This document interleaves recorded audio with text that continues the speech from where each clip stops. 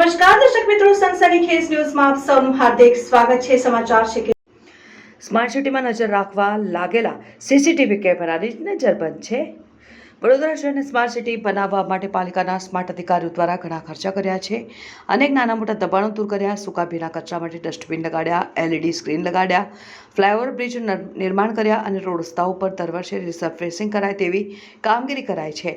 વાહન ટેક્સ ચૂકવતી જનતા રખડતા પશુમુક્ત રોડ મળી રહે, ગુનેગારો તથા ઓવરસ્પીડ વાહનો, અકસ્માત જેવા બનાવ પર અંકુશ રહે તે માટે શહેરમાં ઠેર ઠેર લાખોના ખર્ચે સીસીટીવી કેમેરા લગાવી દીધા। આમ પાલિકા તંત્ર સ્માર્ટ સિટી બનાવવા માટે ઘણા બધા પ્રોજેક્ટ કરાવી દીધા, પરંતુ પાલિકા તંત્ર એટલું તો વ્યસ્ત છે કે આ બધી કામગીરી એકવાર કોન્ટ્રાક્ટરને આપી દીધા પછી તે કામગીરી ઉપર યોગ્ય મોનિટરિંગ રાખવા, જાળવણી નિભાવણી કરવા માટે સમય જ નથી, માણસો નથી અથવા તો સ્માર્ટ વેઝર નથી તેવું જણાય છે, જેના પરિણામે શહેરીજનોને ફાયદા તો થતા જ નથી, સાથે પાલિકાને પણ ચોક્કસ પરિણામ મળતું નથી।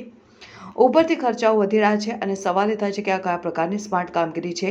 શહેરમાં લાખોના ખર્ચે સીસીટીવી કેમેરા લગાડ્યા છે, જેના કારણે સિટી કમાન્ડ, કંટ્રોલ રૂમ તથા પોલીસ જેવા વિભાગો દ્વારા પશુઓ પર નજર રહે, ઓવરસ્પીડ વાહન ચાલકો, નંબર વિનાના વધુ સવારી ધરાવતા વાહનો, ગુનેગારો, ચોરીના વાહનો કે પછી અન્ય ગુનાઓ પર નજર રાખી શકાય, પરંતુ શહેરમાં દરરોજના લોકો રખડતા પશુઓનો ભોગ પણ બની રહ્યા છે। તોતિંગ ભારદારી વાહનોના દિવસે પ્રતિબંધ છતાં માતેલા સાંઢ જેવા ભારદારી વાહનો તમામ નિયમો તોડી શહેરમાં અકસ્માત સર્જી રહ્યા છે ને તસ્કરો, વાહન ચોરો બિંદાસ રીતે ચોરીને અંજામ આપી શહેર બહાર આબાદ નીકળી જાય છે અને પ્રવેશી પણ શકે છે। ઓવરસ્પીડ વાહનો પણ દોડી રહ્યા છે અને અકસ્માત પણ થઈ રહ્યા છે, પરંતુ સીસીટીવી કેમેરામાં પકડાતા નથી।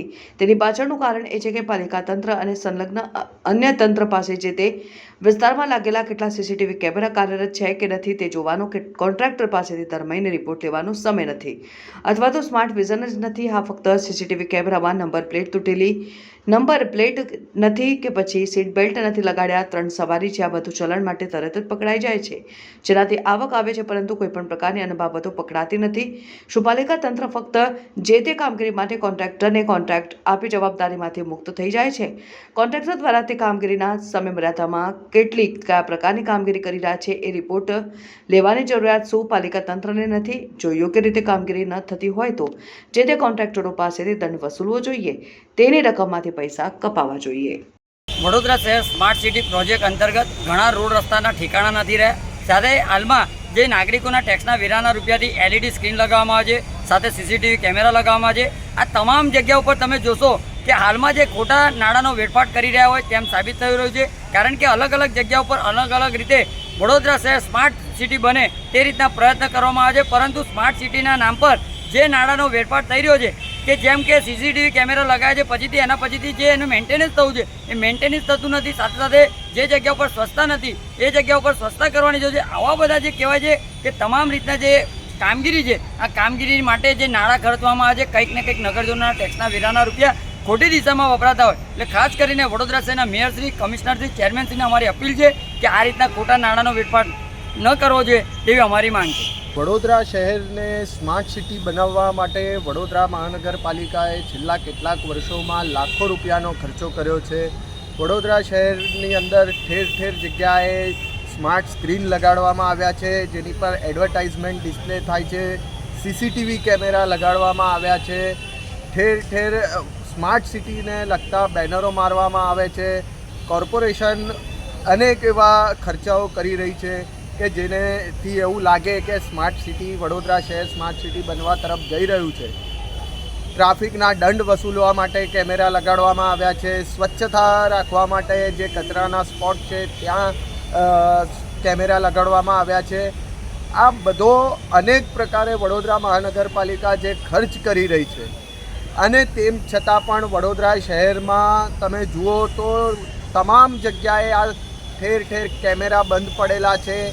આ જે સ્ક્રીન લગાડવામાં આવ્યા છે એ સ્ક્રીન બંધ છે, જે ફ્રી વાઈફાઈ ટાવરો લગાડવામાં આવ્યા હતા એ પણ બંધ અવસ્થામાં છે, ક્યાંય વાઈફાઈ મળતું નથી।